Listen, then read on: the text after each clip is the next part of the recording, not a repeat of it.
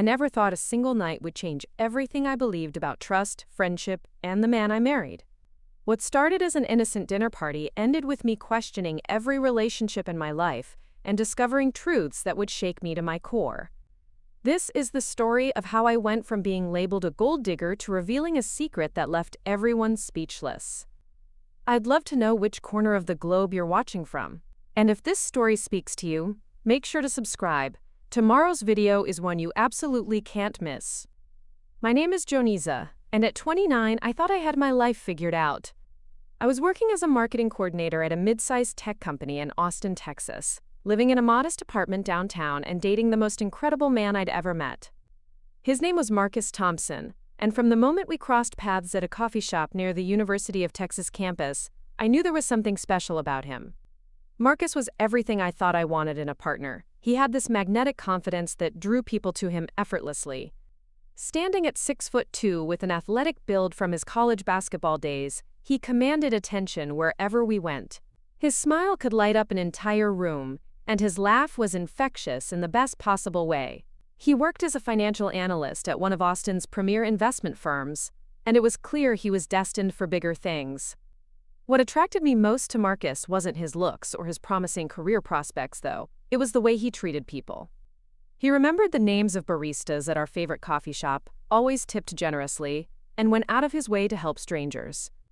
When an elderly woman dropped her groceries in the parking lot outside our local supermarket, Marcus didn't hesitate to help her pick everything up and carry her bags to her car. That's when I knew I was falling for him. Our early dating days were magical. Marcus would surprise me with thoughtful gestures that showed he was really listening to me. When I mentioned loving old bookstores during one of our conversations, he planned an entire Saturday around visiting 3 different vintage bookshops in Austin. When I casually mentioned missing my grandmother's homemade apple pie, he spent an entire weekend learning to bake one from scratch, calling his own grandmother for the family recipe. The financial differences between us were apparent from the beginning, but Marcus never made me feel uncomfortable about it. He lived in a beautiful 2-bedroom condo in the trendy warehouse district, drove a sleek BMW, and wore clothes that I could tell were expensive even though he never bragged about brands or prices. Meanwhile, I was getting by on my marketing coordinator salary, sharing a small apartment with a roommate, and driving a reliable but aging Honda Civic that had seen better days. Marcus never made our different financial situations feel awkward. When we went out to dinner, he'd naturally reach for the check without making a big show of it. If I protested, he'd simply say, "I asked you out, so dinner's on me." His approach was smooth and considerate, never making me feel like charity or like I owed him anything in return. He had a way of making generosity feel effortless. About 6 months into our relationship, Marcus started introducing me to his close circle of friends. This group had been tight since their college days at UT, and they clearly meant everything to him. There was Derek Williams, who worked at the same investment firm as Marcus and drove an even more expensive car. He was the kind of guy who name-dropped restaurants and vacation destinations, always trying to one-up everyone else's stories. Then there was James Peterson, who had landed a job at a prestigious law firm straight out of law school and never let anyone forget it. James had this habit of steering every conversation toward his latest legal victory, or the important clients he was representing. He wore his success like armor, and it was clear he measured everyone else by his own standards. The third member of their inner circle was Ryan Mitchell, who had started his own tech consulting company right after graduation.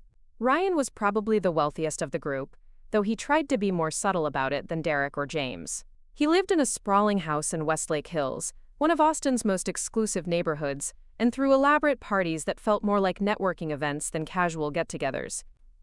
Finally, there was Kevin Rodriguez, who worked in real estate and had quickly become one of the top agents in Austin. Kevin was smooth and charismatic, with an expensive watch collection and a wardrobe that probably cost more than I made in 6 months. He had this way of making casual comments about property values and market trends that always seemed to highlight how successful he was. The first time Marcus brought me to one of their group dinners, I was nervous but excited. I wanted to make a good impression on the people who clearly mattered so much to him. We met at an upscale steakhouse in downtown Austin, the kind of place where the menu doesn't list prices, and the wine list is thicker than most novels. From the moment I sat down, I could feel the group sizing me up. The conversation flowed easily enough, with Marcus proudly introducing me as his girlfriend and sharing stories about our adventures around Austin. His friends were polite, but I noticed the subtle ways they tried to gauge my background and financial situation. Derek casually asked where I worked, and when I mentioned my marketing coordinator position, I caught the quick glance he exchanged with James. When Kevin asked about my apartment, I explained that I had a roommate to split costs, which earned another round of meaningful looks between the guys. The most uncomfortable moment came when Ryan started talking about his latest vacation to Napa Valley, describing the private vineyard tours and five-star resort where he'd stayed.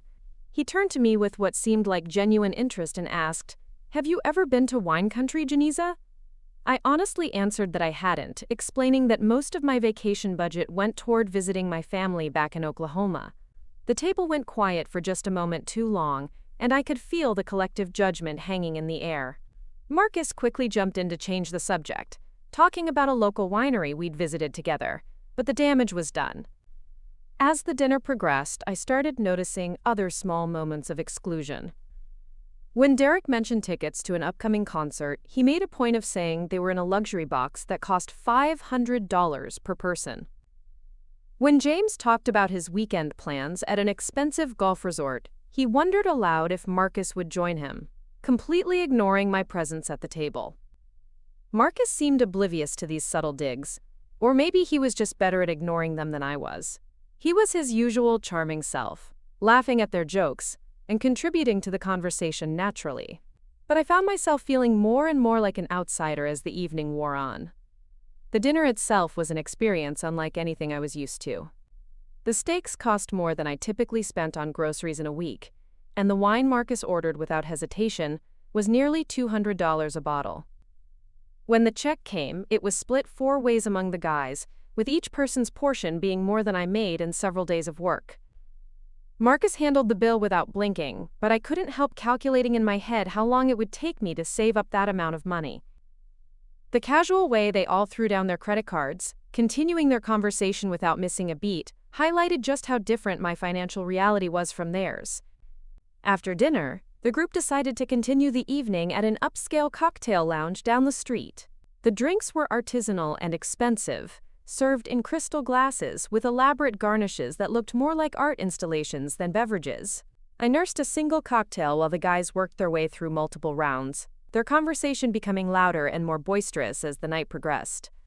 It was during this second venue that I first heard the whispered comment that would haunt me for months to come. I had stepped away to use the restroom, and when I returned I caught the tail end of a conversation between Derek and Kevin. Derek was saying something about Marcus, quote, always having expensive taste, while Kevin nodded knowingly and made a comment I couldn't quite make out, but their laughter had an edge to it that made my stomach turn. Marcus was at the bar ordering another round, completely unaware of what his friends were discussing behind his back. When he returned with drinks for everyone, his friends smoothly shifted back to their normal conversation, leaving me wondering if I had imagined the uncomfortable exchange. The ride home in Marcus's BMW was quiet. I was processing everything I had observed during the evening, trying to decide if I was being oversensitive or if his friends really had been as unwelcoming as they seemed. Marcus seemed relaxed and happy, occasionally reaching over to squeeze my hand as he navigated the late-night Austin traffic. "So what did you think of the guys?" he asked as we pulled into my apartment complex parking lot. I could hear the genuine curiosity in his voice, and it was clear that their approval mattered to him. I chose my words carefully, not wanting to create problems between Marcus and his longtime friends. "They seem very successful," I said diplomatically. "I can tell you all have a lot of history together." Marcus beamed at my response. "They're like brothers to me," he said. "We've been through everything together since college. I'm so glad you got to meet them properly tonight." As I got ready for bed that night, I couldn't shake the feeling that I was being evaluated and found wanting by Marcus's inner circle. The way they had looked at me, the pointed questions about my job and living situation, the subtle exclusions from their plans, it all added up to a clear message that I didn't belong in their world. But I pushed those thoughts aside, telling myself that I was probably reading too much into normal getting-to-know-you conversations. Marcus was happy, I was happy, and surely his friends would warm up to me once they got to know me better. After all, Marcus saw something in me that made him want to introduce me to the most important people in his life, and that had to count for something. Over the next few weeks, I found myself included in more group activities. There were happy hours at expensive restaurants, weekend trips to lakeside resorts, and tickets to events that cost more than my monthly car payment. Marcus always covered my expenses without making me feel bad about it, but I was increasingly aware of how out of place I was in these settings. The other guys' girlfriends and wives were a different breed entirely. Derek's girlfriend Amanda worked in fashion and wore outfits that probably cost more than my monthly rent. James's wife Sarah was a successful interior designer who casually mentioned remodeling projects that had six-figure budgets. Ryan's girlfriend Lisa was a doctor who drove a Mercedes and lived in a penthouse downtown. These women were kind enough to me, but our conversations always seemed to highlight the differences in our lifestyles. They talked about personal trainers and spa weekends, designer shopping trips, and vacation homes. I found myself mostly listening, occasionally contributing stories about my much more modest experiences that felt increasingly inadequate in comparison. The worst part was that I could sense the pity in their voices when they asked about my life. They'd inquire about my job with the kind of tone people use when asking about a sick relative, and their suggestions for activities always came with offers to help out financially that made my cheeks burn with embarrassment. A lot of love and effort went into bringing this story to life. If you're enjoying it, we'd be so grateful if you'd subscribe to our channel. Now, back to where we left off. Marcus remained blissfully unaware of these undercurrents, or at least he never acknowledged them if he noticed. He was always proud to have me by his side, introducing me to new people with genuine enthusiasm and affection. His love for me was obvious and unwavering, which made the situation with his friends even more confusing and painful. I started to wonder if the problem was with me. Maybe I was too sensitive, too quick to assume negative intentions. Maybe this was just what it felt like to date someone from a different economic class, and I needed to develop thicker skin. Marcus had never made me feel anything but cherished and valued, so perhaps I was projecting my own insecurities onto his friend's behavior. But deep down, I couldn't shake the feeling that something wasn't quite right. The way conversations stopped when I approached, the inside jokes I wasn't part of, the casual comments about money that seemed designed to remind me of my place, it all added up to a growing sense that I was being tolerated rather than accepted. As our relationship deepened and became more serious, these dynamics only became more pronounced. Marcus and I had been together for almost a year when he suggested we move in together. He wanted me to move into his condo, arguing that it made financial sense since he owned it outright and I was paying rent anyway. The offer was generous and logical, but I hesitated. Living together felt like a big step, and I wasn't sure I was ready to become even more financially dependent on Marcus. I also worried about how his friends would perceive the arrangement, though I didn't voice that concern to him. "What's holding you back?" Marcus asked one evening as we discussed the possibility over dinner at my favorite Thai restaurant. "I thought you'd be excited about the idea. We practically live together already with how much time we spend at each other's places." He was right about that. I had been staying at his condo most nights, and he had gradually cleared out drawer space and closet space for my things. Moving in officially would just be acknowledging what was already happening naturally. I finally agreed to move into Marcus's condo 3 weeks later, after countless reassurances that we would split utilities and groceries fairly. The move itself revealed just how different our lives had become. Marcus hired professional movers to handle my belongings, insisting it would be easier than renting a truck and doing it ourselves. As I watched strangers carefully wrap and transport my modest collection of furniture and belongings into his spacious, professionally decorated home, I felt like I was stepping into someone else's life.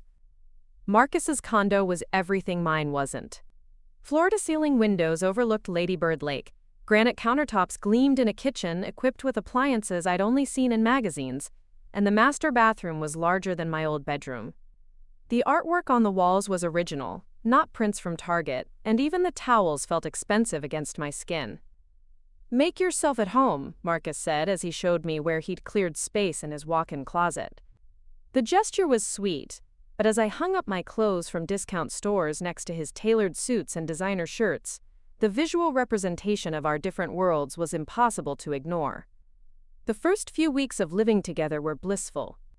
We fell into comfortable routines, cooking dinner together on weeknights, and exploring Austin's weekend farmers markets. Marcus loved showing me off to his neighbors, introducing me proudly to the doorman and the couple who lived next door. For a brief moment, I felt like maybe I belonged in this elevated version of life. Then came the first group gathering at our new shared space.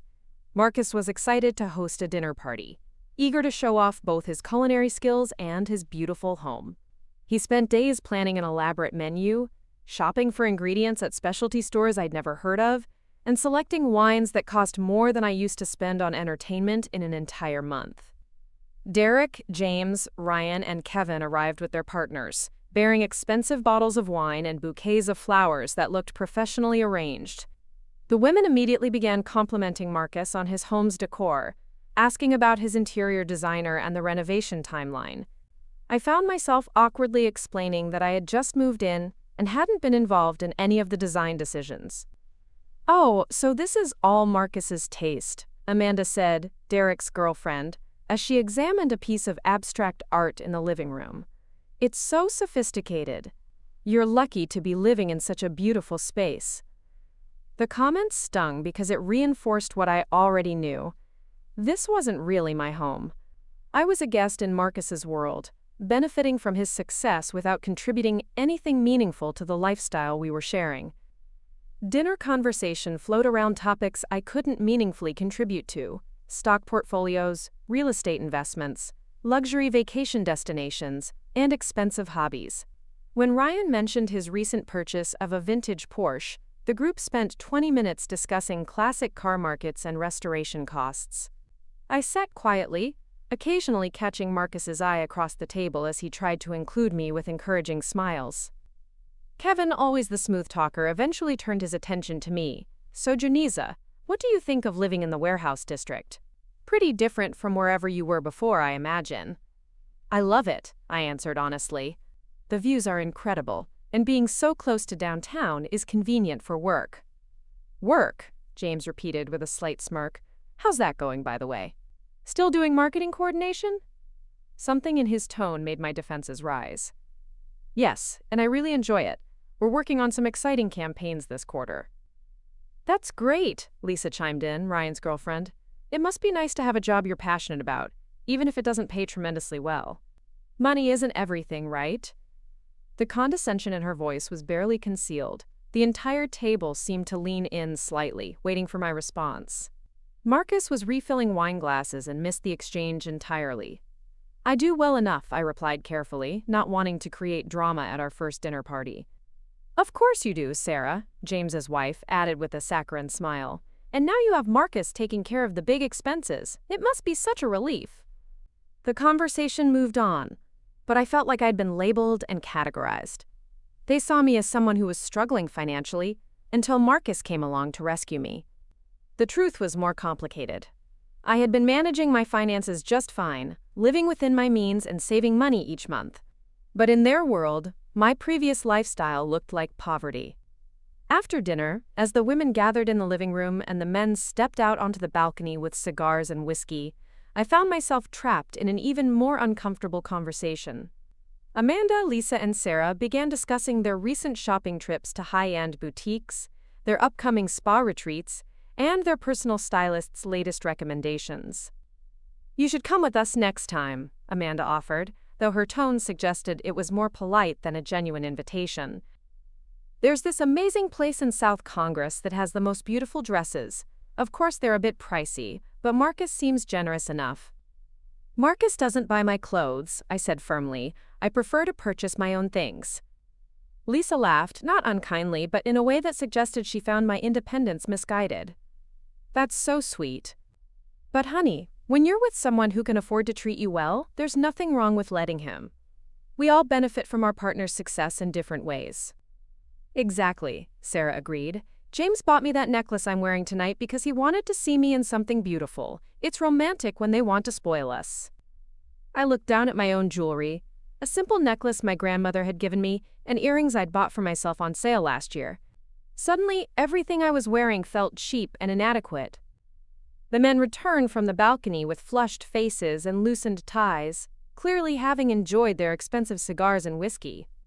Marcus immediately came over to check on me, slipping his arm around my waist in a gesture that felt protective and possessive at the same time. "How are my favorite ladies doing?" he asked, his voice slightly slurred from the alcohol. "We were just telling Jonisa she should come shopping with us," Amanda said. "Help her find some pieces that would be perfect for all these nice dinners you take her to." Marcus beamed, missing entirely the underlying suggestion that my current wardrobe was insufficient. "That sounds like fun. You girls should definitely do that."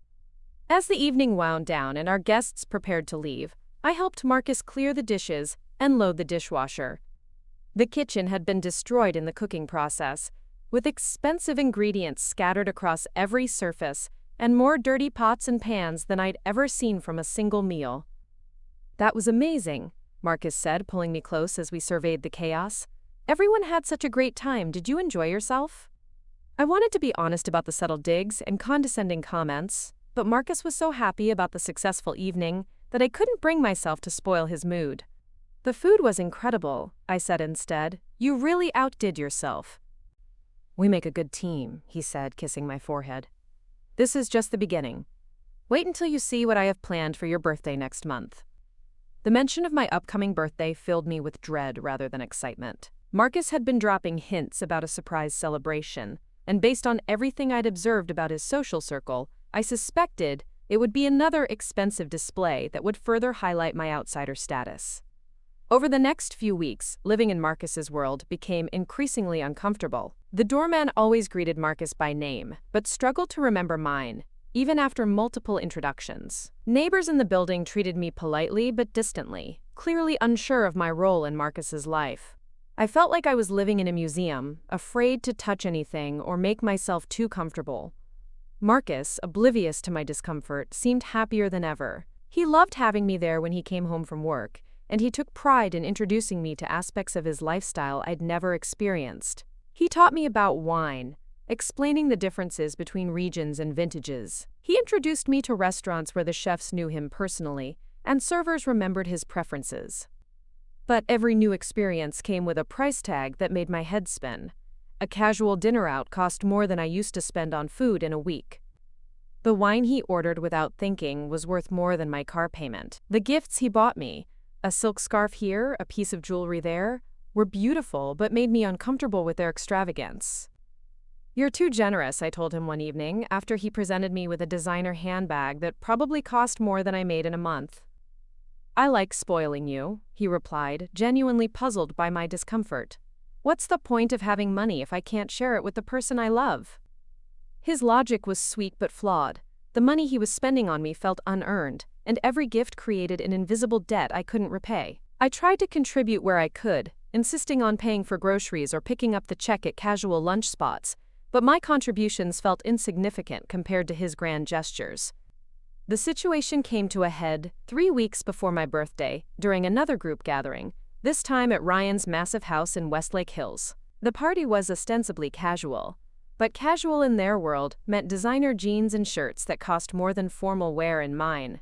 The house itself was a monument to success, with multiple levels, infinity pools, and views of Austin's skyline that belonged in a magazine.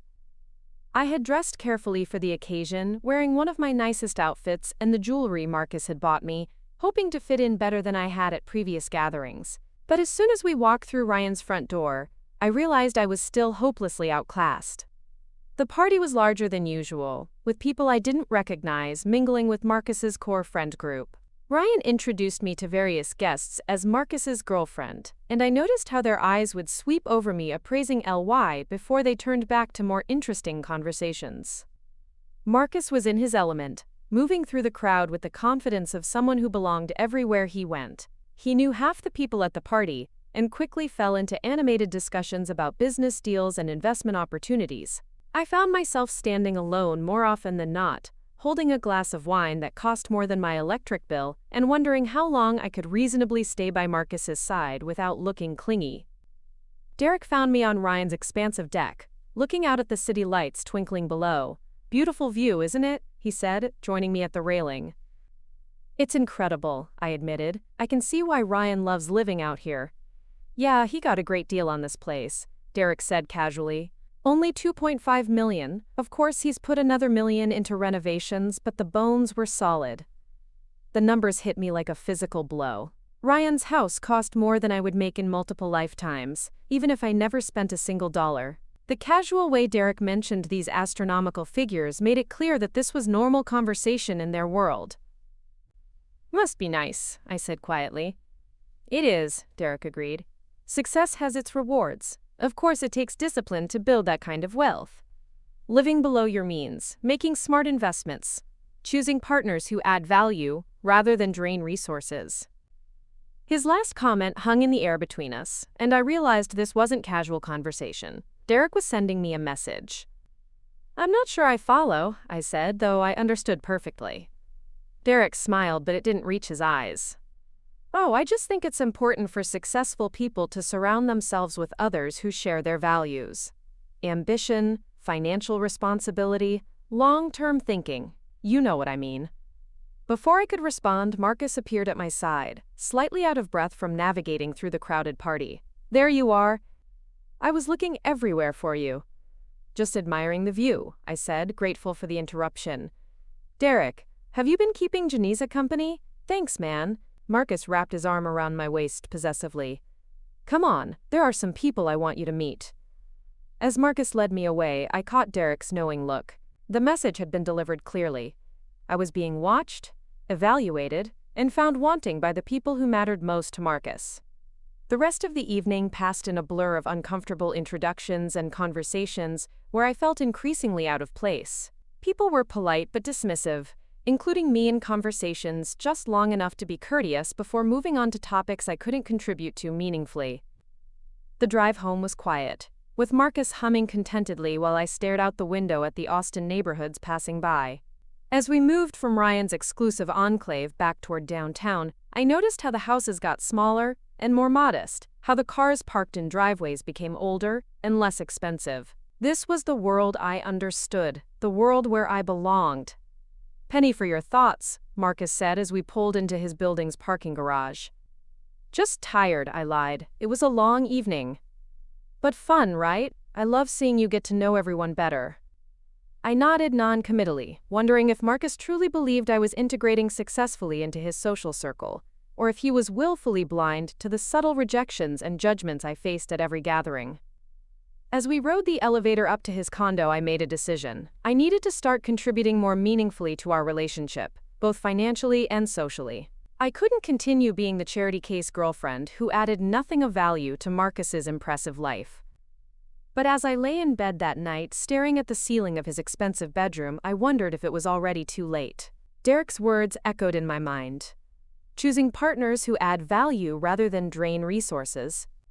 In their eyes, I was clearly in the second category, and no amount of effort on my part seemed likely to change their perception.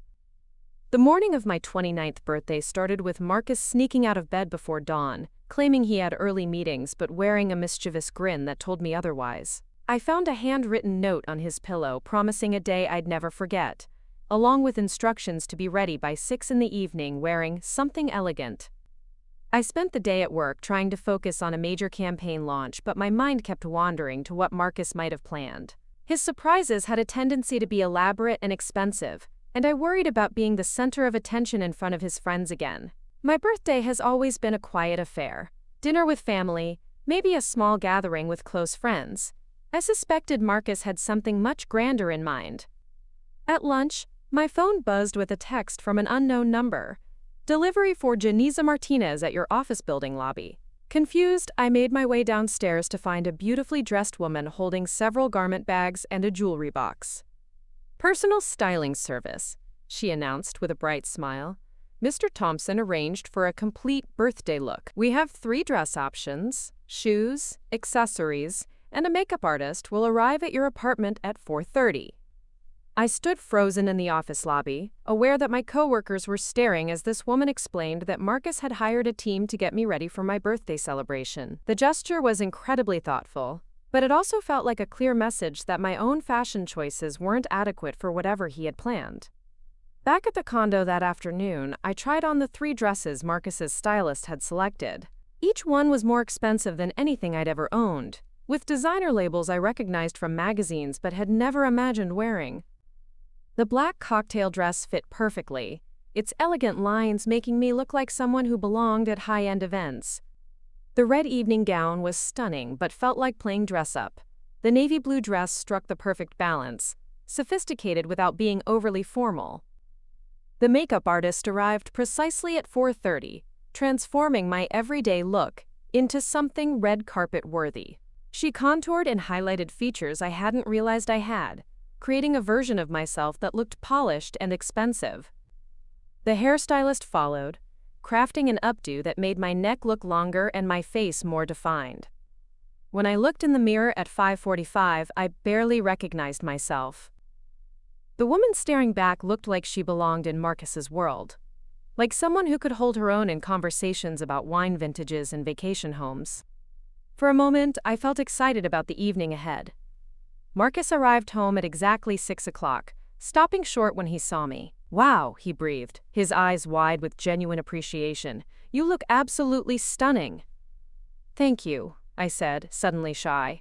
"And thank you for all of this. The stylist, the makeup artist. It was incredibly thoughtful." "Only the best for my birthday, girl," he said, kissing my cheek carefully to avoid smudging my lipstick. "Are you ready for your surprise?" We took the elevator down to the parking garage, where instead of Marcus's BMW, a sleek black limousine waited with its engine running. The driver held the door open as Marcus helped me into the luxurious interior, complete with champagne chilling in an ice bucket and soft jazz playing through hidden speakers. "Marcus, this is too much," I protested as he poured champagne into crystal flutes. "Nothing is too much for you," he replied, raising his glass in a toast. "To the most amazing woman I know, on her special day." The limousine glided through Austin traffic, and I watched familiar landmarks pass by the tinted windows. We weren't heading toward any restaurant I recognized, instead moving toward the outskirts of the city where luxury event venues dotted the hills overlooking the Colorado River. When we pulled up to the Oasis Country Club, one of Austin's most exclusive venues, my stomach dropped. Through the floor-to-ceiling windows, I could see elegantly dressed people mingling in a space decorated with elaborate floral arrangements and twinkling lights. This wasn't an intimate birthday dinner, it was a full-scale party. "Surprise," Marcus said, his excitement bubbling over. "I wanted to celebrate you properly, with everyone who matters to us." The valet opened our door, and Marcus helped me out of the limousine. I smoothed down my dress and tried to compose myself as we walked toward the entrance. Inside, at least 40 people turned to look at us, and a cheer went up from the crowd. The venue was breathtaking. Marcus had transformed the space into something from a fairy tale, with thousands of white roses, ambient lighting that made everything glow, and a live jazz quartet providing sophisticated background music. Servers circulated with champagne and hors d'oeuvre that looked like tiny works of art.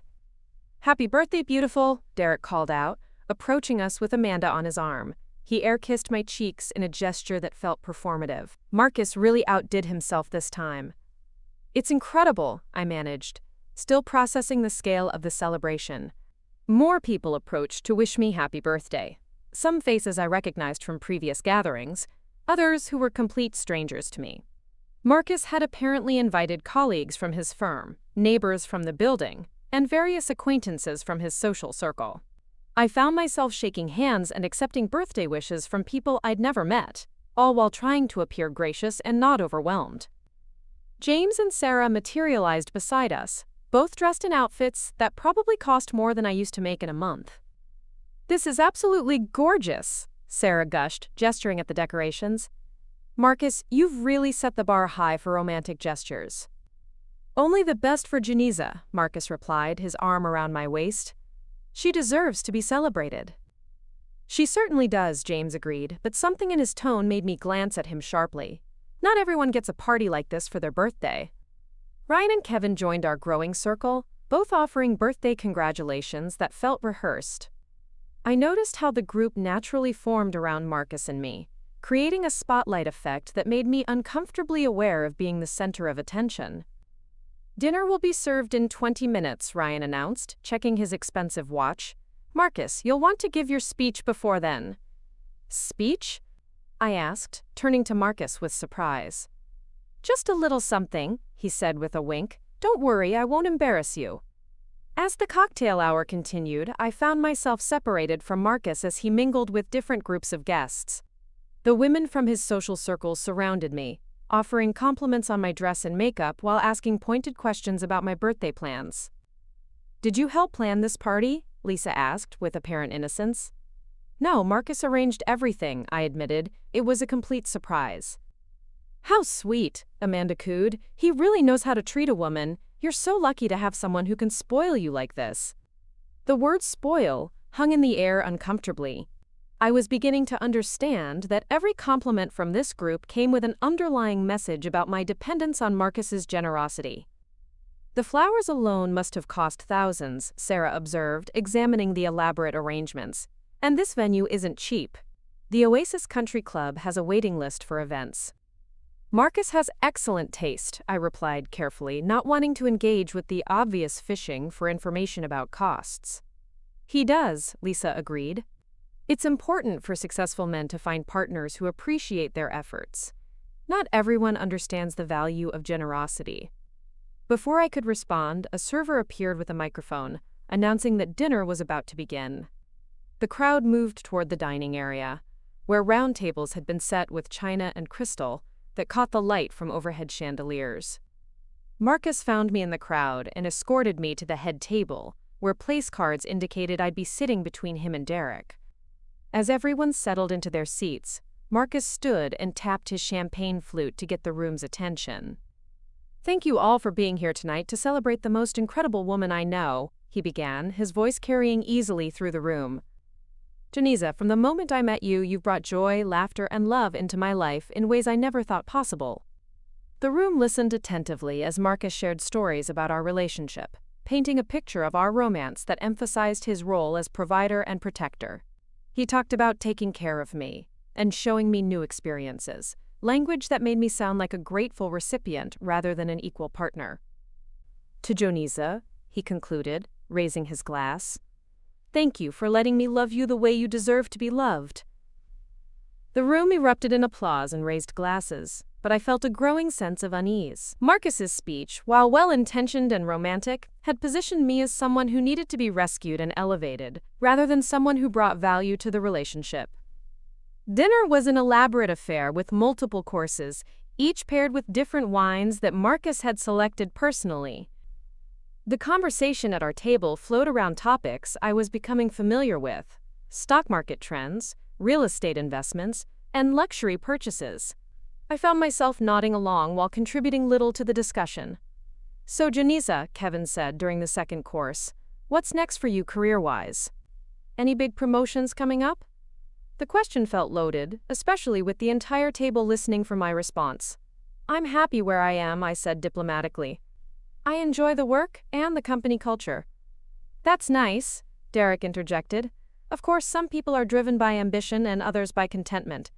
Both have their place." The subtle dig wasn't lost on anyone at the table. Derek was essentially calling me unambitious in front of all these successful people, while making it sound like a neutral observation. Marcus jumped in quickly. "Janisa is incredibly talented. You should see some of the campaigns she's worked on." "I'm sure she is," James agreed smoothly. "Though it must be nice to have the financial pressure off now. Makes it easier to pursue passion projects when someone else is handling the major expenses." I felt my cheeks burn with embarrassment and anger. These men were discussing my finances and motivations as if I weren't sitting right there, reducing me to a stereotype they'd apparently agreed upon. "Actually," I said, my voice steadier than I felt, "I've always supported myself financially. I continue to contribute to our household expenses and maintain my own financial independence." The table fell silent for a moment, and I could feel the weight of their collective judgment. Derek recovered first, smiling in a way that didn't reach his eyes. "Of course," he said, "independence is admirable, though I imagine it's challenging to maintain when there's such a significant income disparity in a relationship." Marcus looked confused by the sudden tension at the table, glancing between me and his friends as if trying to understand what had shifted in the conversation. His inability to see what was happening made me feel even more isolated. The rest of dinner passed in a blur of forced smiles and careful responses to questions that felt more like interrogations. By the time dessert arrived, an elaborate birthday cake that probably cost more than most people's grocery budgets, I was emotionally exhausted. Marcus insisted on another speech before the cake cutting, this one even more effusive about his devotion and desire to give me the world. The crowd applauded enthusiastically, but I caught several knowing looks exchanged between his friends that made my skin crawl. After the cake, the party moved to the venue's outdoor terrace for dancing. The jazz quartet had been replaced by a DJ who played sophisticated music that encouraged swaying rather than energetic dancing. Marcus pulled me onto the dance floor for the first song, holding me close as we moved to the rhythm. "Are you having a good time?" he asked, his breath warm against my ear. "It's beautiful," I said honestly. "Thank you for doing all this." "You deserve to be celebrated," he replied. "I want everyone to see how amazing you are." But as we danced, I couldn't shake the feeling that what everyone actually saw was a woman who had landed a wealthy boyfriend and was reaping the benefits. Every detail of the party, from my professionally styled appearance to the expensive venue to Marcus's proprietary speeches, reinforced the narrative that I was a lucky recipient of his generosity rather than a partner in an equal relationship. When the song ended, Derek approached and asked to cut in. Marcus handed me over with a smile, oblivious to my discomfort with the request. "Quite a party," Derek said as we began to dance. "Marcus really pulled out all the stops." "He's very thoughtful," I replied carefully. "He is," Derek agreed. "Sometimes too thoughtful for his own good. Marcus has always been generous to a fault." "What do you mean?" Derek spun me gently before answering. "He sees the best in people, sometimes even when others might be more skeptical. It's an admirable quality, but it can make him vulnerable to those who might take advantage." The accusation was clear, even wrapped in diplomatic language. Derek was warning me that he and the others were watching, evaluating my motives and finding them suspect. "I would never take advantage of Marcus," I said firmly. "Of course not," Derek replied smoothly, "though I'm sure you understand our concern. We've all known Marcus since college, and we want to see him with someone who's his equal in ambition and success." The song couldn't end fast enough. When it did, I excused myself to the restroom, needing space to process what had just happened. In the elegant ladies' lounge, I stared at my reflection in the ornate mirror. The expensive dress, professional makeup, and perfect hair looked like a costume now, a disguise that wasn't fooling anyone. Amanda and Lisa entered the restroom a few minutes later, their conversation stopping abruptly when they saw me. After a moment of awkward silence, Amanda approached the mirror to check her lipstick. "Beautiful party," she said to my reflection. "You must be so grateful to Marcus for all this." "I am," I replied, unsure what else to say.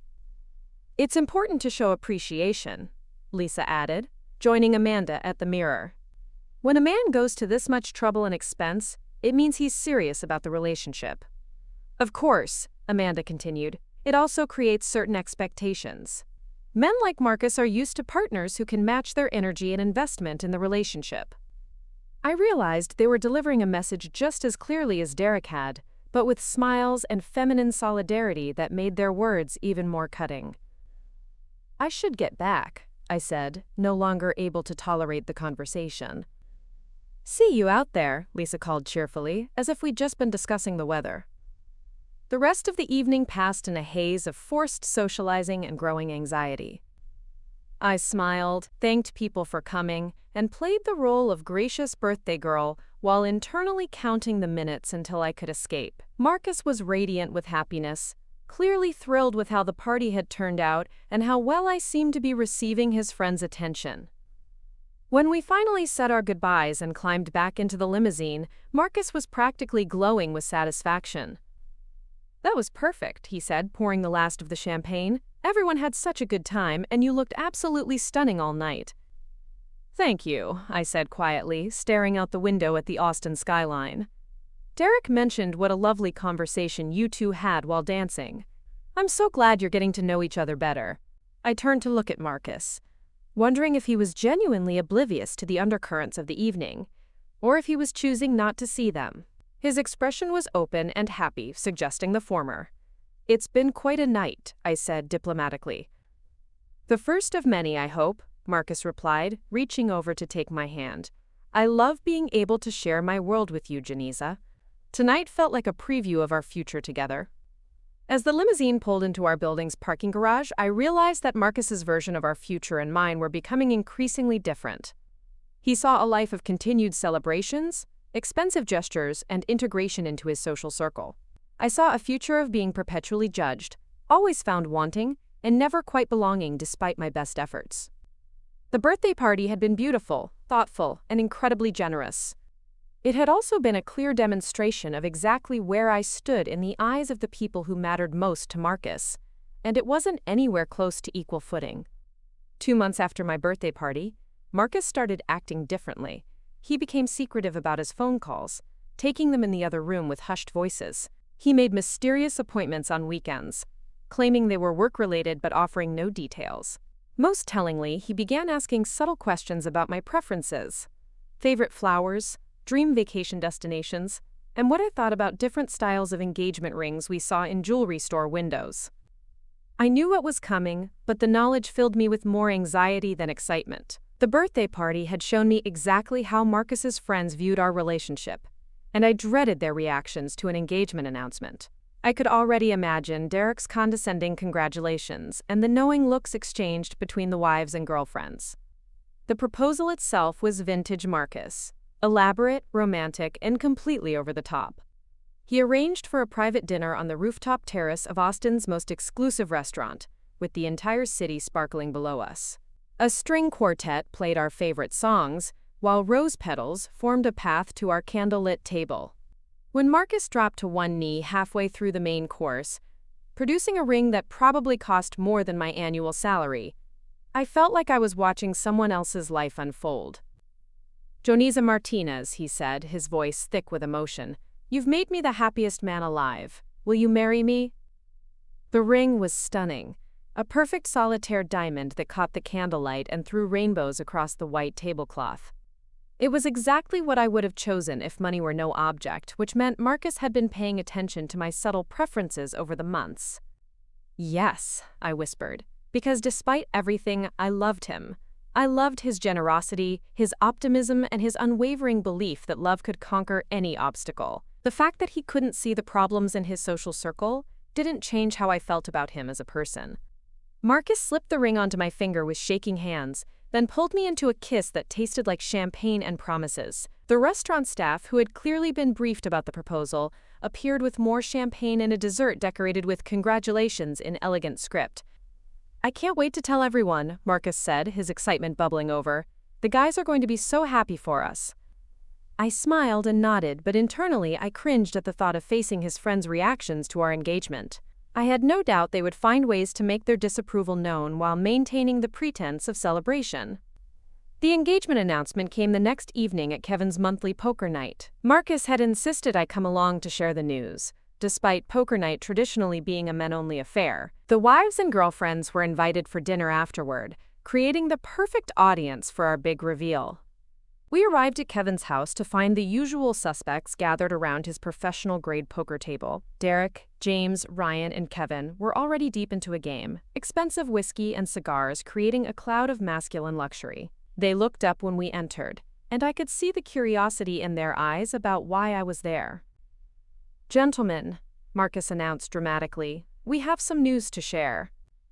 He pulled me close and held up my left hand, letting the diamond catch the light from Kevin's elaborate chandelier. The reaction was immediate and telling, a split second of silence before the obligatory congratulations began. "Well, well," Derek said, stubbing out his cigar. "Congratulations, man, that's quite a rock." "She said yes," Marcus beamed, completely missing the subtle tension in the room. "Can you believe it? I'm going to marry the most amazing woman in Austin." James stood to shake Marcus's hand, his smile not quite reaching his eyes. "Congratulations to both of you. This calls for the good whiskey." Kevin produced a bottle of 25-year-old Macallan, pouring generous glasses for everyone except me. I noticed the exclusion but said nothing, not wanting to create drama during what should have been a celebratory moment. "To Marcus and Janisa," Ryan toasted, raising his glass, "may your marriage be everything you hope it will be." Something in his phrasing felt ominous, but Marcus was too excited to notice. He launched into the story of the proposal, describing every detail with the enthusiasm of someone who believed he'd created the perfect romantic moment. As the men continued their poker game with sporadic engagement-related conversation, I found myself relegated to the kitchen island with a glass of wine, waiting for the other women to arrive. The exclusion felt intentional. They had things to discuss that they didn't want me to overhear. Amanda, Lisa, and Sarah arrived together an hour later, having clearly coordinated their timing. They greeted me with air kisses and congratulations that felt rehearsed, examining my ring with the kind of scrutiny usually reserved for museum pieces. "It's gorgeous," Sarah said, holding my hand up to the light. "Marcus has excellent taste, and deep pockets, apparently." "The setting is beautiful," Lisa added. "Custom designed, I assume? Those don't come cheap." Amanda nodded knowingly. "Tiffany, Harry Winston, it has that high-end look." I had no idea where the ring came from, and their focus on its cost made me uncomfortable. "Marcus handled all the details," I said diplomatically.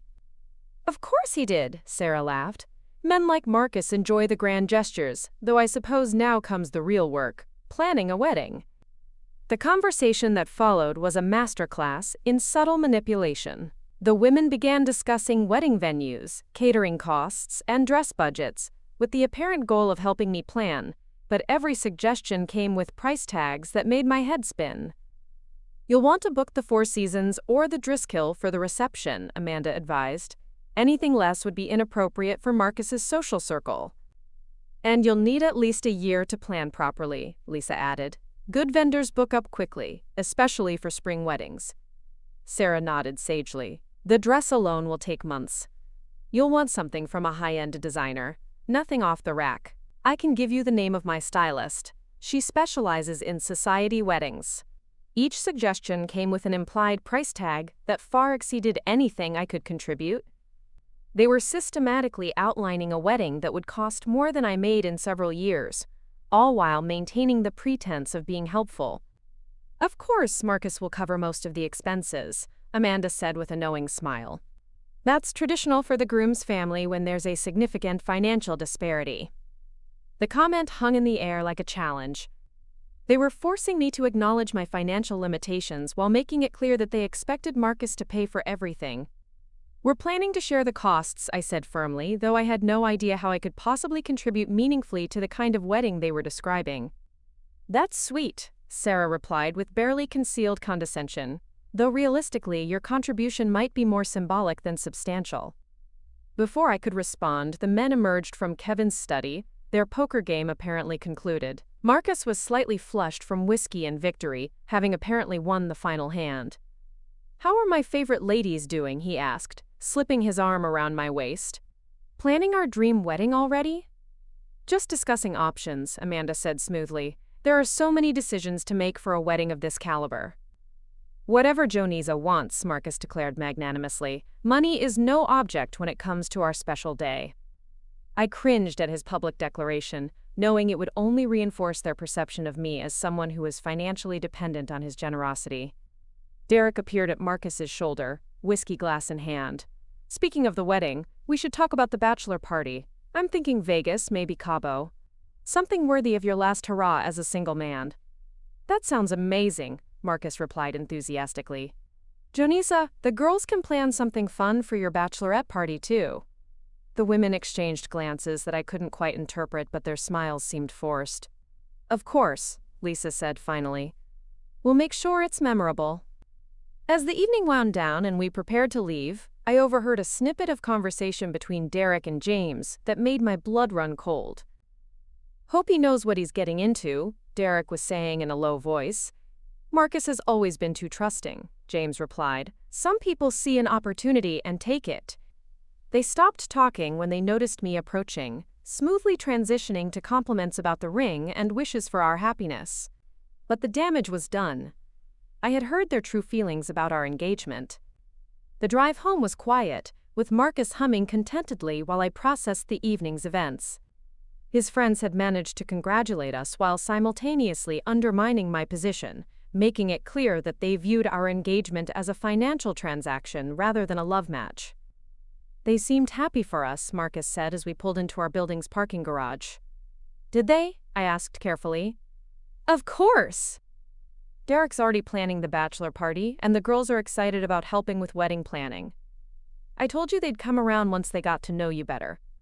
His complete obliviousness to their subtle hostility was both endearing and frustrating. Marcus saw the world through a lens of optimism that filtered out the negativity his friends directed toward me. Over the next few weeks, wedding planning became a source of constant stress. Every vendor meeting, every venue tour, every dress appointment reinforced the message that I was out of my league financially. The costs were astronomical, and despite my insistence on contributing, my salary could barely cover the flowers for the kind of wedding Marcus envisioned. The breaking point came during a meeting with a wedding planner at an upscale bridal boutique. Marcus had arranged the appointment as a surprise, wanting to give me the full experience of planning our dream wedding. The planner, a perfectly polished woman named Victoria, began by asking about our budget and guest list. We're thinking around 200 guests, Marcus said confidently, and we want something elegant but not ostentatious. Victoria nodded and began outlining options. Even her most modest suggestions included 5-figure price tags for individual elements of the wedding. The venue rental alone would cost more than I made in 6 months.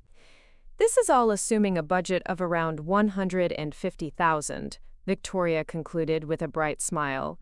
Of course, we can adjust based on your priorities.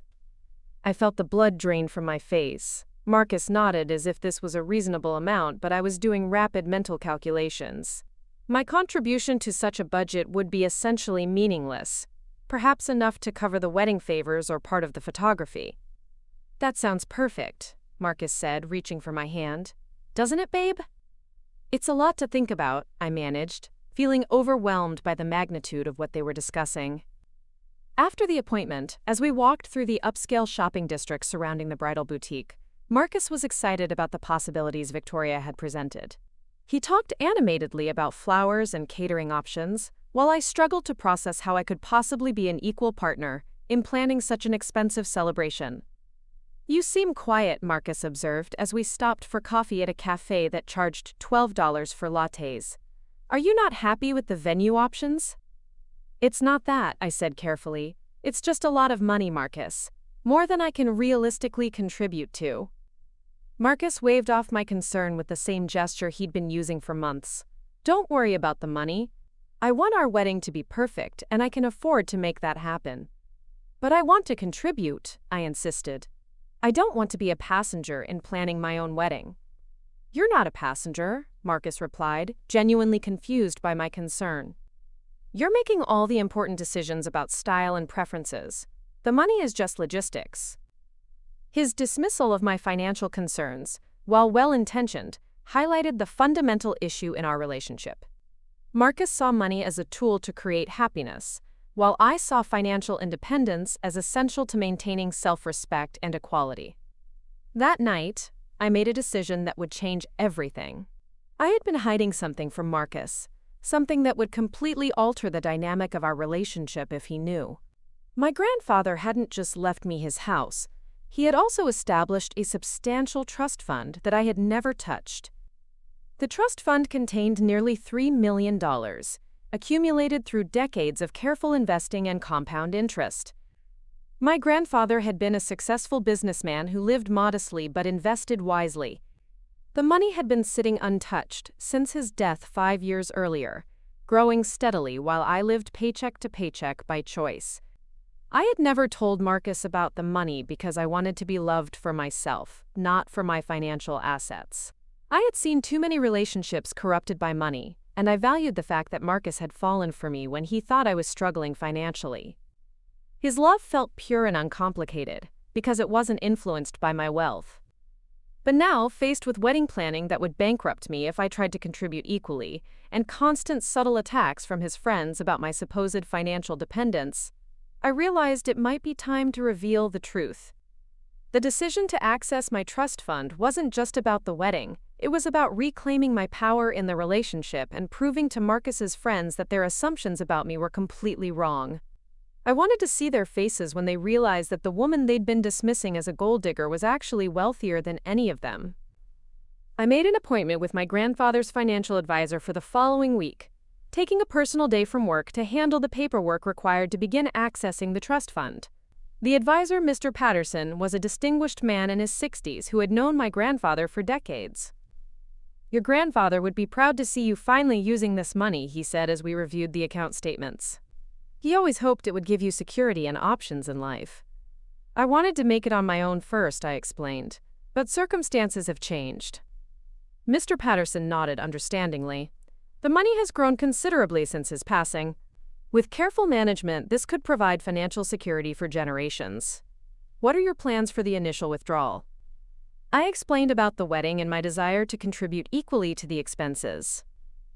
Mr. Patterson smiled and began outlining options for accessing the funds without triggering unnecessary tax consequences. "I'd recommend starting with a withdrawal of $200,000, he suggested. "That should cover your immediate needs while leaving the majority of the principal intact to continue growing." $200,000. More than enough to pay for my half of even the most elaborate wedding Marcus could envision. More than enough to silence his friends' criticisms about my financial dependence. More than enough to change everything. As I signed the paperwork to initiate the withdrawal, I felt a mixture of excitement and apprehension. Marcus's friends were about to learn that they had completely misjudged me. The question was whether revealing my wealth would solve our relationship problems, or create entirely new ones. The money would be available within a week, just in time for our next meeting with Victoria, the wedding planner. I couldn't wait to see her expression when I casually mentioned that budget wouldn't be an issue after all. But more than that, I couldn't wait to see Derek's face when he realized that the woman he'd been dismissing as a gold digger could probably buy and sell him several times over. The thought of their shock and embarrassment filled me with a satisfaction I knew I shouldn't feel but couldn't help enjoying. Marcus was about to discover that his fiancée had been keeping a very big secret, and his friends were about to learn that their assumptions about me weren't just wrong, they were spectacularly, humiliatingly wrong. The week I waited for my trust fund withdrawal felt like the longest of my life. Every interaction with Marcus's friends took on new meaning, knowing that soon I would have the power to completely shatter their assumptions about me.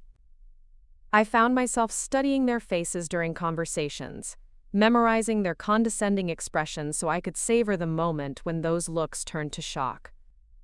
Marcus remained blissfully unaware of my plans, excitedly discussing wedding details and sharing ideas he'd gotten from his colleagues at work. He mentioned several times how his boss and other senior partners were looking forward to the celebration, making it clear that our wedding would be a significant social event in Austin's business community. Richard suggested we consider the Country Club of Austin for the reception, Marcus said over breakfast one morning, referring to his firm's managing partner. He said it would make the right impression for my career. The comment bothered me more than it should have. Marcus was thinking about our wedding in terms of networking opportunities and career advancement, viewing it as another way to demonstrate his success to important people.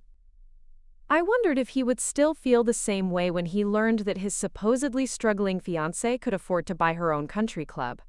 On Thursday afternoon, Mr. Patterson called to confirm that the first installment from my trust fund had been transferred to my checking account. $200,000 was now sitting in an account that had contained less than $5,000 just days before. The number on my bank statement looked surreal, like a typo that would be corrected at any moment. That evening, Marcus announced that Derek had invited us to a dinner party at his new house in Tarrytown, one of Austin's most prestigious neighborhoods. Derek had recently purchased a sprawling estate with panoramic views of downtown, and this would be the first time he was hosting the entire friend group at his new place. "It's a housewarming celebration," Marcus explained. "Derek's been planning this for months. He wants to show off the renovations and the new wine cellar he had installed."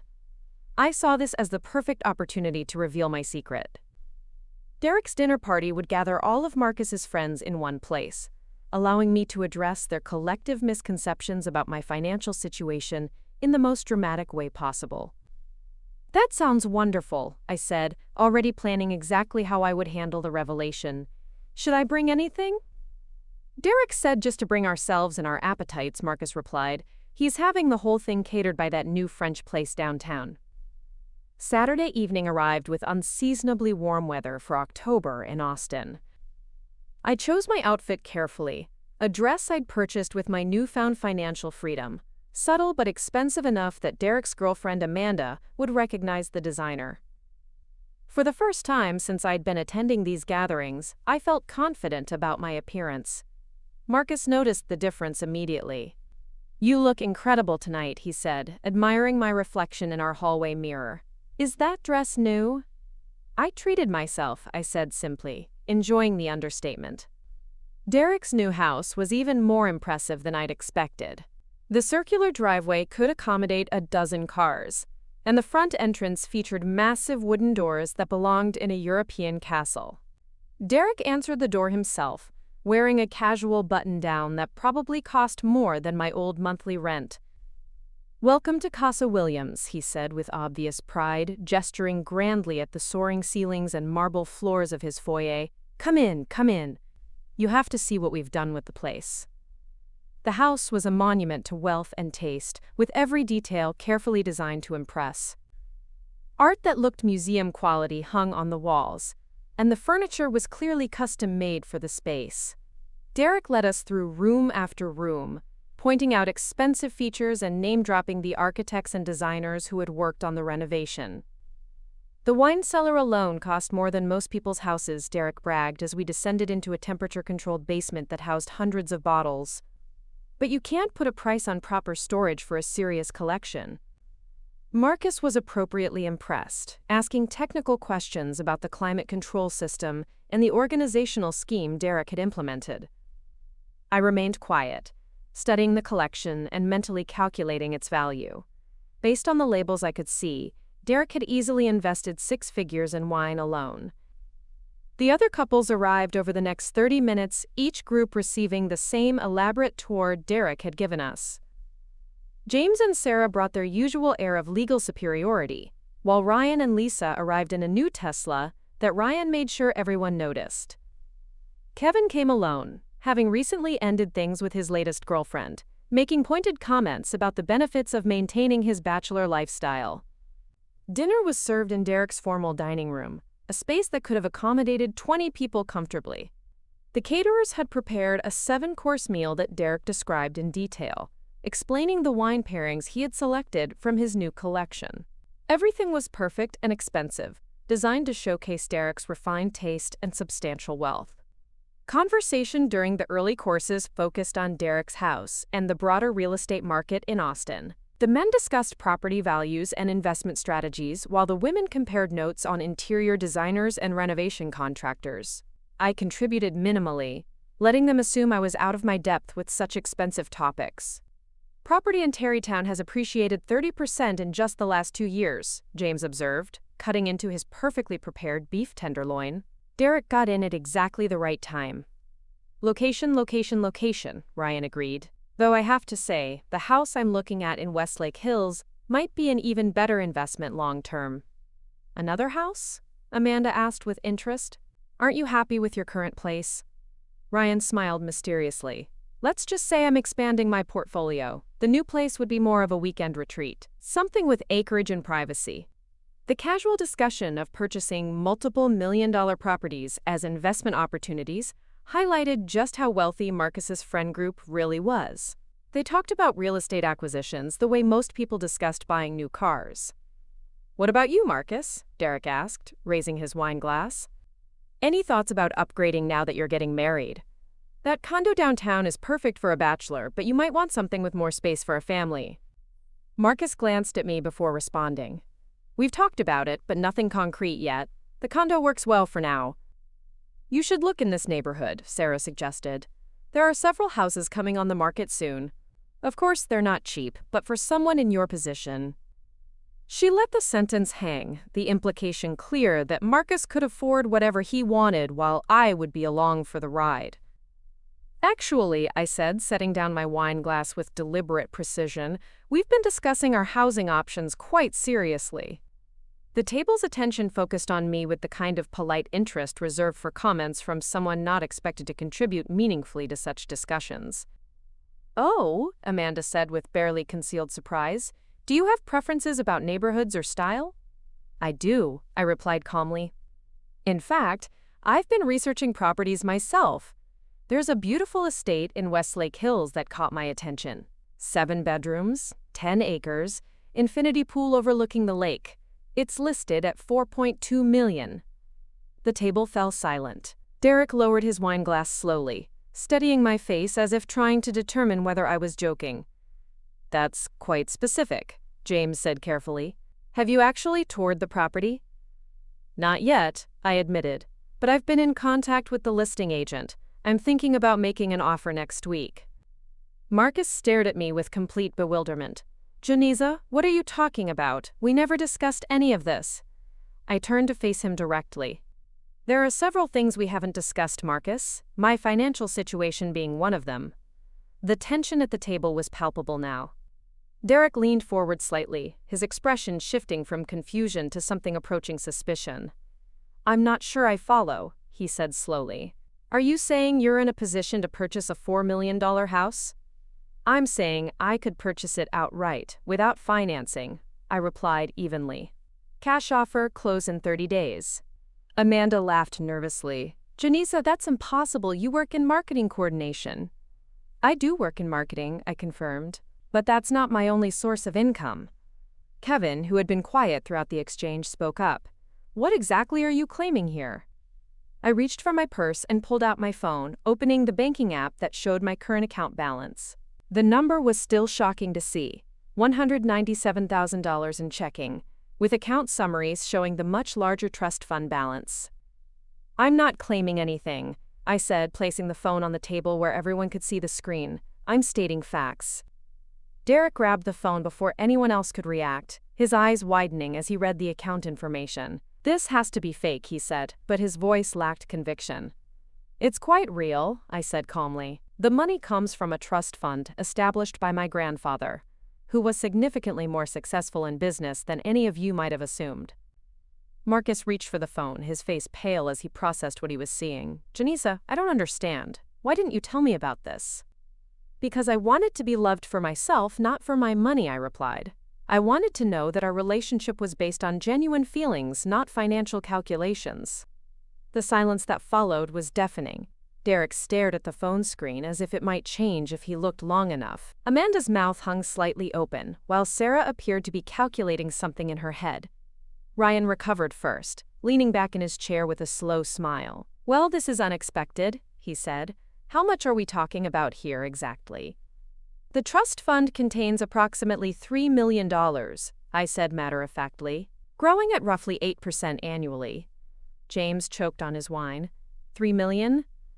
"Give or take," I confirmed. "I haven't touched it until now because I wanted to establish my own career and independence first. But recent circumstances have made me reconsider that decision." Derek finally found his voice. "Recent circumstances?" I looked around the table, meeting each person's eyes in turn. I've grown tired of being treated like a gold digger by people who assumed they knew my financial situation without ever asking. The accusation hung in the air like a challenge. Marcus looked stricken, clearly realizing for the first time how his friends had been treating me. "No one called you a gold digger," Amanda said defensively, though her protest sounded weak. "Perhaps not directly," I agreed, "but the implications have been clear from the beginning. Every conversation about money, every comment about Marcus's generosity, every suggestion that I was lucky to be taken care of, it all painted a picture of someone who was financially dependent and potentially opportunistic." Sarah straightened in her chair. "We were just looking out for Marcus. You have to understand our perspective." "Actually, I don't," I replied firmly. "Your perspective was based on assumptions and prejudices, not facts. You decided I was a certain type of person based on my job title and apartment, then treated me accordingly." Kevin leaned forward, his expression serious. "If you had this money all along, why live the way you were living? Why drive that old car and split the apartment costs?" "Because that's called living within your means based on your earned income," I explained. "It's called financial responsibility and independence." concepts that apparently are foreign to people who judge others solely by their conspicuous consumption. Derek's face was flushed now, whether from wine or embarrassment was unclear. You deliberately misled us about your financial situation. I never said anything about my financial situation, one way or another, I corrected. You made assumptions and ran with them. I simply didn't correct your misconceptions. Marcus finally spoke, his voice strained. Janiza, why didn't you tell me? We're supposed to be partners. I turned to him with genuine sympathy. Because I wanted to know that you loved me when you thought I had nothing to offer except myself. I wanted our relationship to be based on love, not financial calculations. But you let me pay for everything, he protested. All those dinners, the trips, your birthday party. You insisted on paying, I reminded him. Every time I offered to contribute, you dismissed my concerns. You wanted to be the provider, the generous boyfriend who could take care of his struggling girlfriend. It made you feel good about yourself. The truth of that statement was written all over Marcus's face. He had enjoyed the role of benefactor, the way it made him feel successful and needed. Lisa, who had been quiet throughout the exchange, finally spoke up. This changes everything, doesn't it? It changes your perception of me, I agreed. But it doesn't change who I am as a person. I'm the same woman I was an hour ago, before you knew about the money. Derek slammed his hand on the table, making the wine glasses jump. This is ridiculous. You made us look like fools. You made yourselves look like fools, I countered, by being judgmental and condescending based on incomplete information. Amanda's voice was shrill when she spoke. So what, you've just been laughing at us this whole time, playing some kind of game? No game, I said calmly. I've been trying to build genuine relationships while being constantly reminded that I didn't measure up to your standards. Do you have any idea what it's like to be patronized and pitied by people who think they're better than you? James cleared his throat uncomfortably. I think there may have been some misunderstandings. Misunderstandings? I repeated with a laugh that had no humor in it. Derek told me I was draining Marcus's resources. You implied I was financially irresponsible. Your wife suggested I should be grateful for Marcus's generosity because people like me don't have other options. The recitation of their behavior over the months painted a clear picture of systematic condescension and exclusion. Several people at the table had the grace to look ashamed. Marcus reached for my hand. Janiza, I had no idea they were treating you that way. Because you didn't want to see it, I said, gently, but firmly. You wanted us all to get along, so you ignored the obvious tension and dismissed my concerns when I tried to talk to you about it. The dinner party had completely derailed. The elaborate meal sat forgotten on expensive china while everyone processed this dramatic revelation. Derek's celebration of his new house had been overshadowed by the discovery that his least impressive guest was actually his financial superior. So what happens now? Kevin asked, breaking the uncomfortable silence. I stood up from the table, placing my napkin beside my untouched dessert. Now I go home and plan a wedding that I can afford to pay for myself. And all of you get to reconsider your assumptions about judging people based on appearances. Marcus started to rise as well, but I placed a hand on his shoulder. Stay and finish dinner with your friends, I said. I think you all have some things to discuss. As I walked toward Derek's front door, I could hear the eruption of voices behind me. Accusations, denials, and confused questions, all mixing together in the dining room I'd just left. I called a ride-share from Derek's circular driveway, standing under his elaborate entrance lighting while I waited for my ride. 20 minutes later, as my driver navigated through Austin's evening traffic, I felt a complex mixture of satisfaction and sadness. I had proven my point spectacularly, but I wasn't sure if the victory was worth the cost. Marcus would never look at me the same way again, and his friends' attitudes toward me would shift from condescension to something potentially worse, resentment.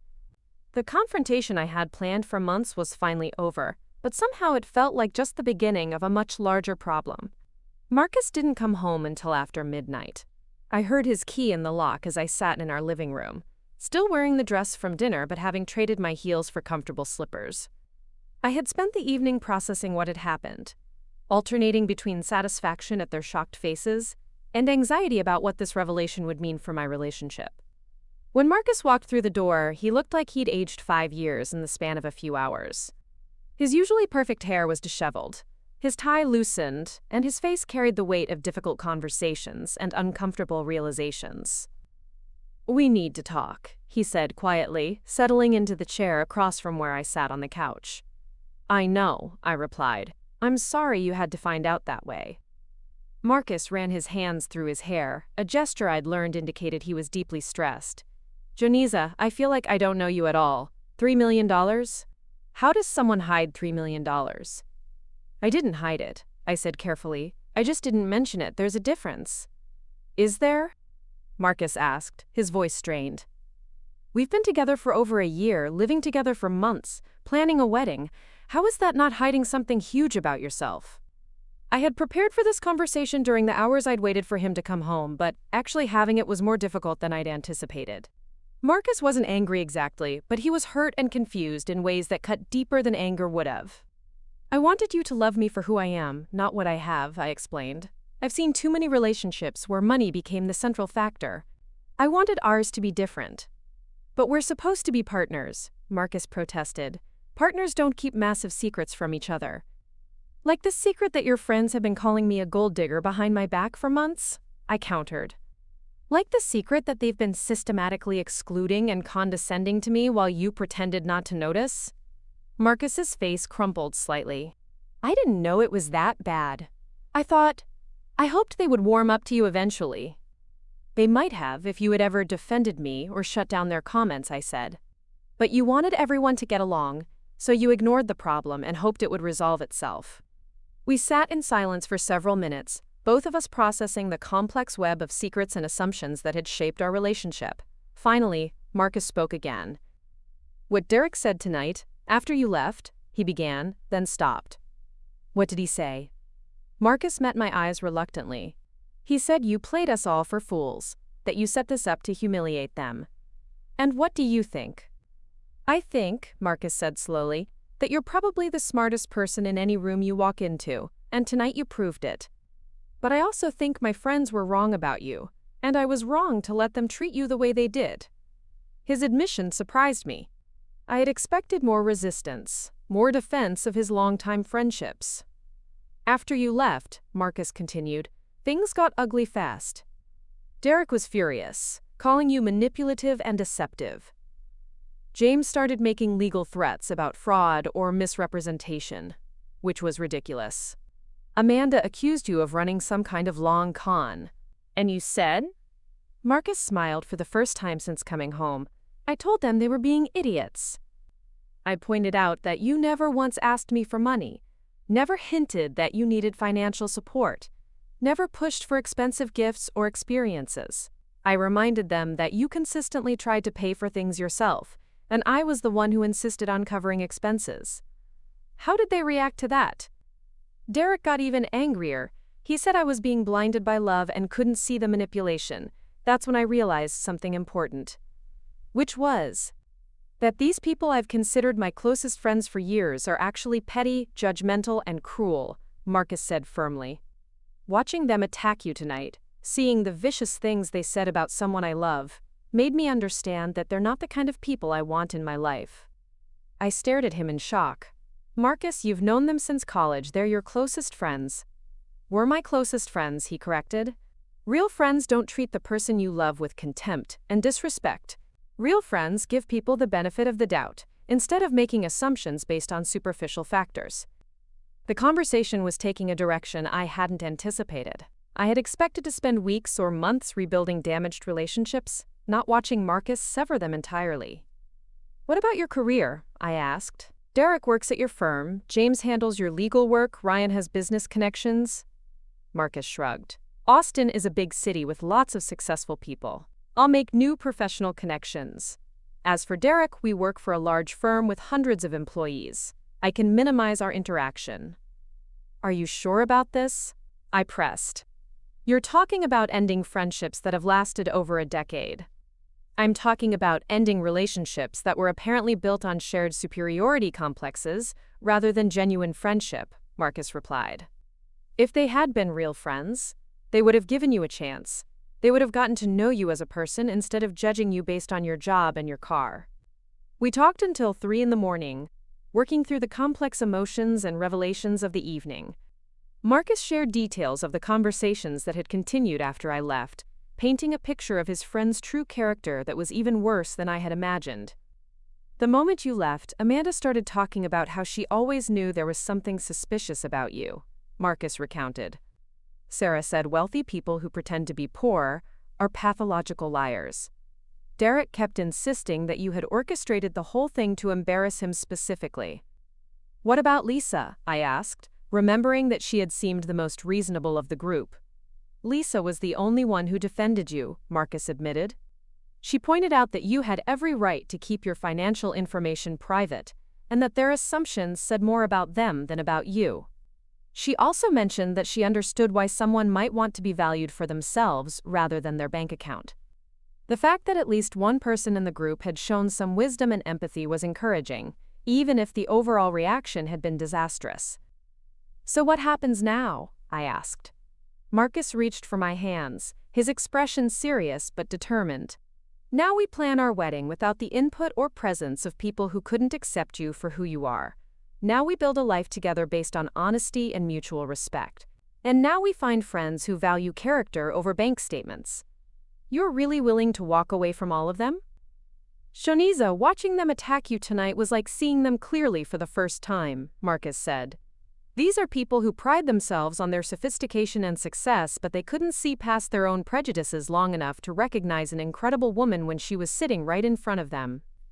Over the following weeks, the aftermath of that dinner party continued to unfold in ways that surprised me.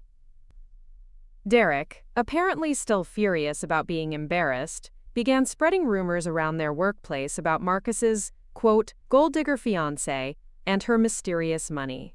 The irony of calling someone with more money than him a gold digger seemed lost on Derek entirely. James, true to his legal background, actually attempted to investigate the legitimacy of my trust fund, going so far as to make inquiries with financial institutions.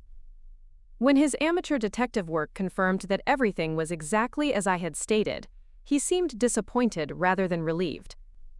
Ryan, perhaps recognizing a business opportunity, reached out to Marcus several times, suggesting investment partnerships and real estate ventures.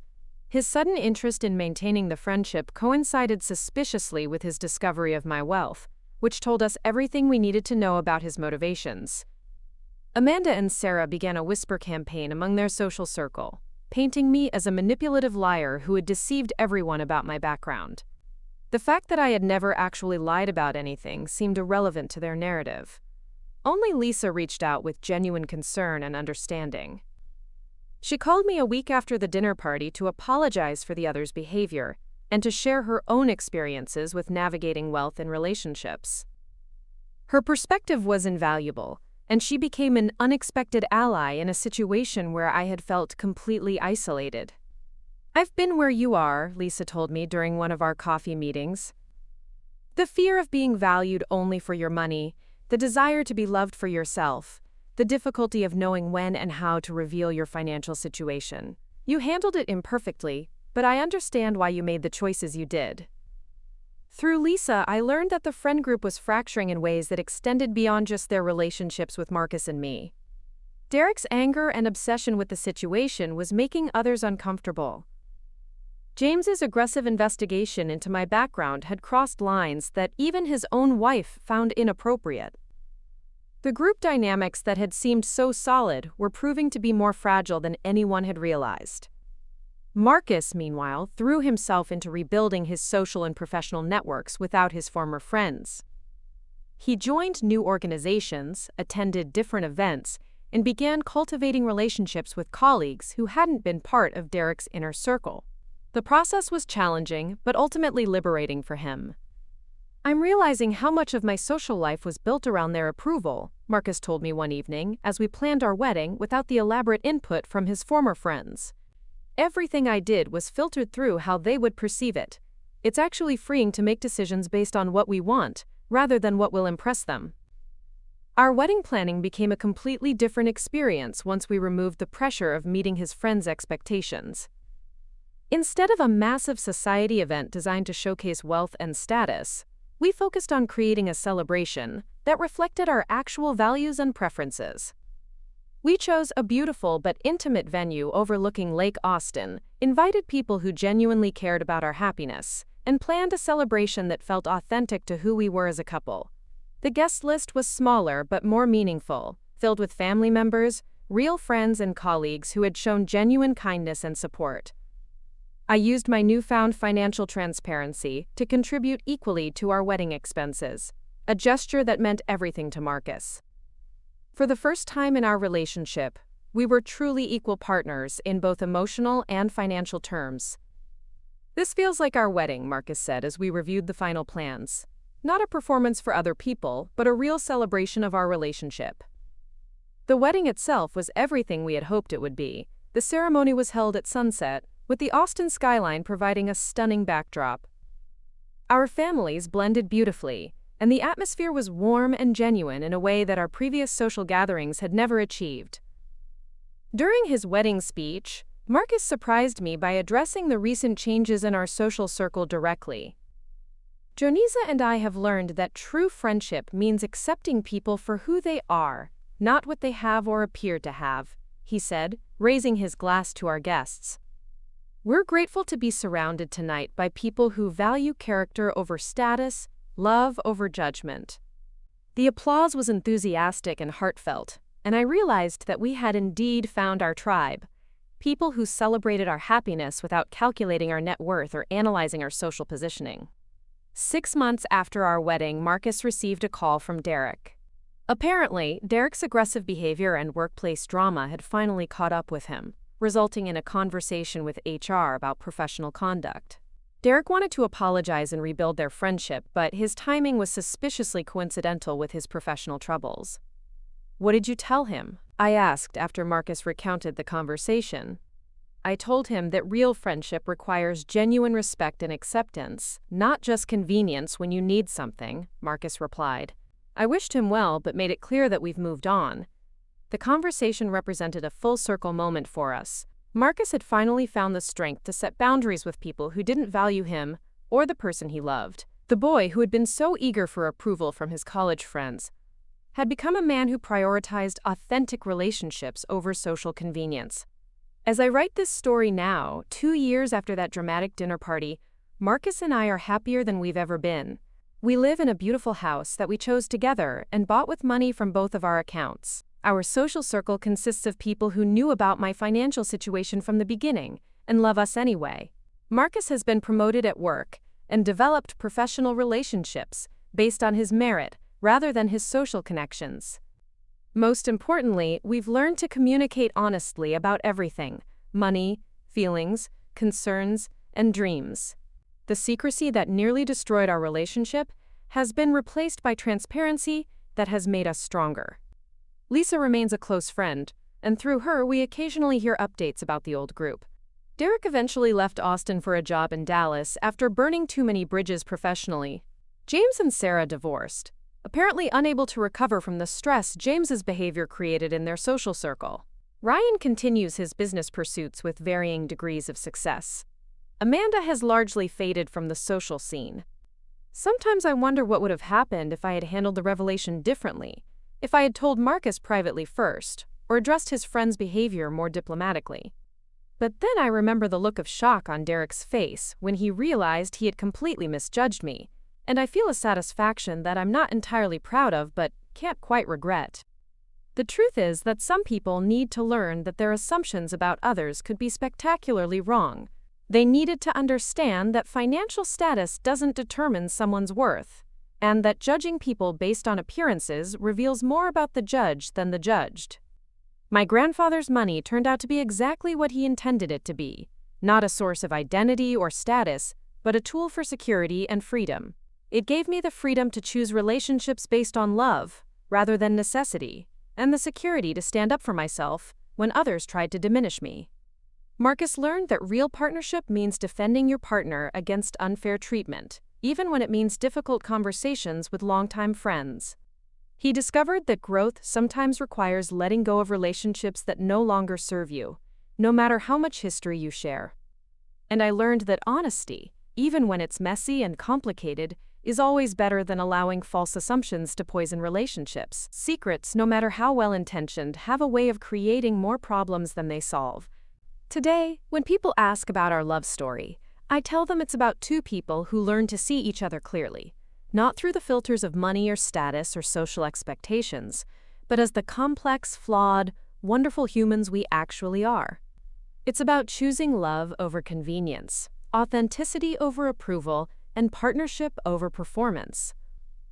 The friends who called me a gold digger learned that their assumptions were not just wrong, but spectacularly, humiliatingly wrong. But more importantly, Marcus and I learned that we could build a life together based on truth, respect, and genuine love. And that turned out to be worth more than all the money in the world. Looking for more? We've got two amazing stories ready for you right on screen. If this one touched you, these are absolutely worth your time. Click to watch them now. And hey, subscribe and hit that bell to never miss our latest uploads.